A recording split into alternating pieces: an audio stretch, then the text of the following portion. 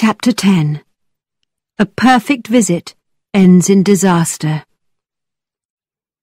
A few days later, the General announced that he had to go to London on business for a week. As he was leaving, he said, "Miss Morland, more than anything, I regret that I will be robbed of your charming company for a whole week. I have instructed Eleanor and Henry to look after you, and I hope you will tell them if there is anything they can do to make your stay more amusing or more comfortable." The General's departure gave Catherine her first understanding of the principle that a loss may sometimes be a gain. The three young people had much more fun without General Tilney in control of their lives. Every meal was a scene of enjoyment and ease, and every day was spent as the three wished. These delightful days made our heroine love the place and the people more and more. Catherine was now in the 4th week of her visit and had never been happier. But the fact that she had been there for almost a month made her wonder whether it was polite to stay any longer, or whether she should suggest choosing a date for her return to Fullerton. Although it was an unpleasant subject, Catherine took the first opportunity to speak to Eleanor about it. "Dear Eleanor, I think I must return home soon." "Oh, Catherine," Eleanor began with feeling. "I had hoped for the pleasure of your company for a much longer time. If your parents knew how much we enjoyed having you here, do you think they might allow you to stay a bit longer?" "Oh, my parents are in no hurry to have me at home. They are always satisfied if I am happy." "Then why are you in such a hurry to leave us?" asked Eleanor, with a worried look on her face. "But I have been here so long," Catherine cried. "If you have grown tired of being here, I cannot urge you to stay," Eleanor said sadly. "Oh no, you misunderstand me. For my own pleasure, I would be very happy to stay another 4 weeks, but I do not wish to become a nuisance." "Catherine, it is settled then.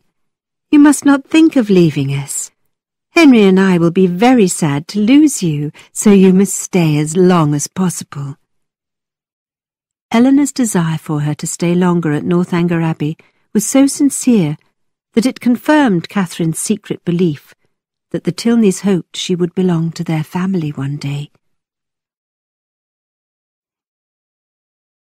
Henry's obligations at Woodston took him away during his father's absence, but Catherine continued to be happy because it gave her time to get to know Eleanor better and to enjoy her company. On the evening of Henry's departure, the young ladies were still sitting and chatting at the dinner table at 11 o'clock, a rather late hour at the Abbey. Then, as they walked to their bedrooms, they heard a carriage arrive outside, and in the next moment they heard the loud noise of the doorbell. "Who could that be at this late hour?" wondered Eleanor. "It must be Frederick. I will say good night, dear Catherine, and go downstairs to welcome him." Catherine went into her room, thinking about meeting Captain Tilney the next morning at breakfast. She hoped that he would not mention Isabella's name or the part he had played in her brother's unhappiness. She thought she could be polite to him, as long as no one talked about Bath. Half an hour later, Catherine heard someone come up the stairs, and then her door opened very gently. Eleanor came into her room, looking pale and quite nervous. Catherine worried that Captain Tilney was in some kind of trouble and made Eleanor sit down. After a minute or two of silence, Miss Tilney said, "My dear Catherine, I have come to you with bad news, and I do not know how to tell you about it. Oh, how shall I tell you?" "Has something happened to Henry? Is there a messenger from Woodston downstairs?" "No, it is not anyone from Woodston. My father himself has arrived." Eleanor's voice shook, and she looked at the carpet when she said, "My father." Catherine was disappointed to know that General Tilney had returned early, but she waited for Eleanor to explain more. "You are so good and kind. A friend who will understand how difficult this is for me, especially after we had happily agreed that you would stay for another 4 weeks. I am an unwilling messenger who has to tell you that we must part. My father has remembered that we accepted an invitation to go to Lord Longton's house near Hereford for a fortnight. We leave on Monday. Explanation and apology are equally impossible. My heart is too heavy to attempt either." "My dear Eleanor, don't be distressed. I am very, very sorry that we must part so soon, but I am not offended. An earlier engagement must take priority, and I can finish my visit later, or you can come to me at Fullerton after Hereford." "It will not be in my power to do that," Eleanor said quietly. "Come to Fullerton when you can, then." Eleanor did not respond to this suggestion, and Catherine continued, "Monday's very soon. And are you all going?" "Don't worry, Eleanor. I can be ready to go on Monday morning. We can be together until it is time for you to depart. It will not bother my parents if I show up unannounced on Monday evening. The General will send a servant with me, I imagine, for half the trip, and then I will be at Salisbury and only 9 miles from home." "Catherine, I wish I could tell you that those were the arrangements, but what can I say? You must leave us tomorrow morning. The carriage has been ordered to be waiting for you at 7 o'clock. And no servant will accompany you." Catherine sank into a chair, unable to breathe or to speak. "Dear Catherine," Eleanor continued, "I could hardly believe my senses when I was told.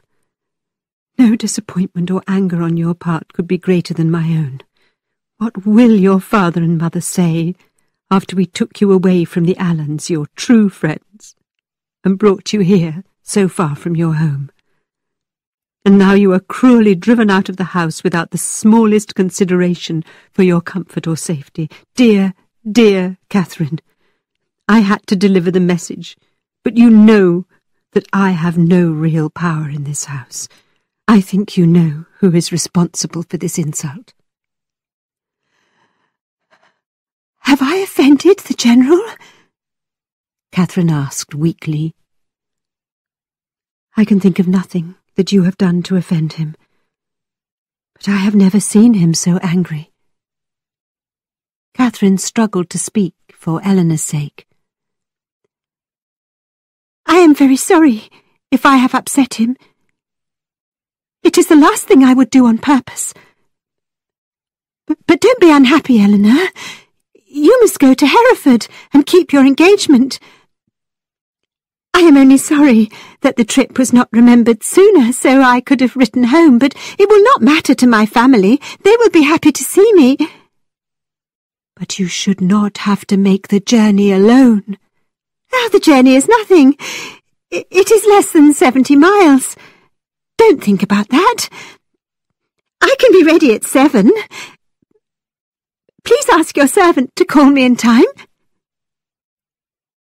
After Eleanor left, Catherine burst into tears. She was being thrown out. With no reasonable explanation nor apology from General Tilney, she was being rudely sent home. She could not even say goodbye to Henry.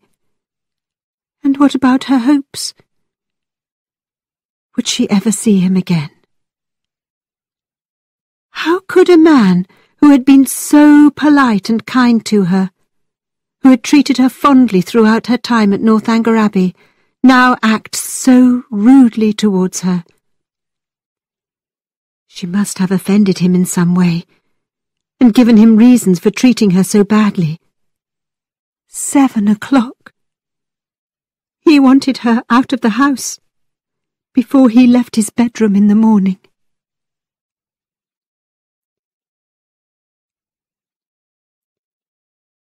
Catherine spent another sleepless night at Northanger Abbey, but this time she was not frightened by imagined ghosts and mysterious chests and cupboards. This time her anxiety had a basis in fact, and neither the wind nor the darkness bothered her. Instead, she lay awake, wondering how things had gone so badly wrong. By the time Eleanor came to her room at 6 in the morning, Catherine had finished her packing and she was almost dressed and ready to depart. Both young women remained silent, neither knowing how to improve the situation. At the breakfast table, Catherine could not eat, but she thought about breakfast the day before. Happy, happy breakfast. Henry had been there, and the three of them had chatted, enjoying everything present and fearing nothing in the future except Henry's visit to Woodston for a few days. Henry had sat beside her and helped her to food, and so Catherine now lost herself in this memory. Then she heard the carriage arrive outside and remembered what was happening. Eleanor now felt the need to speak and hurried to say, "You must write to me, Catherine, as soon as possible. You must tell me you are safe at home and have found your family well. I will not expect more. Please send a letter to me at Lord Longton's, but address it to his daughter, my friend Alice." "No, Eleanor," Catherine answered quietly. "If you are not allowed to receive a letter from me, I think I had better not write. I will have no trouble getting home safely." "I am not surprised by your feelings, dear Catherine, and will not urge you to do something you are unhappy about," Eleanor answered sadly, with tears in her eyes. "Oh, Eleanor, I will write to you. Please don't worry." "Thank you, Catherine. And there is one more thing. You have been so long away from home that I wonder if you have any money left for the journey." Catherine quickly looked into her purse and said, "I had not thought about money, but you are right. I cannot pay for the journey to Fullerton." Eleanor gave Catherine money from her own purse. Soon the carriage was announced to be ready, and Catherine and Eleanor's silent, sad looks expressed more than any words could. They hurried to the door, and Catherine was soon climbing into the carriage, but she could not leave until she had asked Eleanor with trembling lips to give her kind regards to her absent friend. But, by almost mentioning his name, Catherine's tears began again, and she found her seat and covered her face with her handkerchief.